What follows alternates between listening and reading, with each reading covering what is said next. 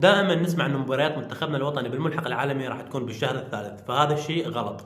وإنما منتخب البوليفي راح يلعب مبارياته بالشهر الثالث، أما منتخبنا العراقي لا، بوقت مختلف. مبدئيا المنتخب البوليفي راح يلعب مباراته الأولى ضد منتخب سورينام، وراح يكون وقت مباراة منتخب البوليفي ومنتخب سورينام بالشهر الثالث يوم 27. وللأمانة المنتخب البوليفي جاي يحضر بشكل محترم لمباراة الملحق، ولعب 5 مباريات ودية تقريبا، وأهمهن ضد المنتخب الياباني ومنتخب البيرو ومنتخب المكسيك. خسر أمام المنتخب الياباني 3-0، وخسر أمام منتخب البيرو 2-0، وخسر أمام منتخب المكسيك 1-0.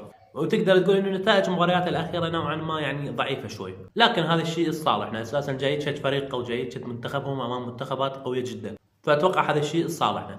اما وقت مباراه منتخبنا الوطني ضد المنتخب البوليفي او السورينامي، لان لحد الان ما نعرف منه هو خصمنا، راح يلعبون هم مثل ما قلنا بالشهر الثالث يوم 27، واللي يفوز من عندهم يلعب امام منتخبنا الوطني. وراح تكون مباراه منتخبنا الوطني هي بالشهر الرابع يوم 1 الساعه 6 صباحا. فكل التوفيق لمنتخبنا الوطني. بالمناسبة فتحت قناة جديدة للألعاب للجيمنج، فإذا تحب الألعاب وتحب الجيمنج رابط قناتي بالوصف. خلينا لايك واشتراك، ومع السلامة.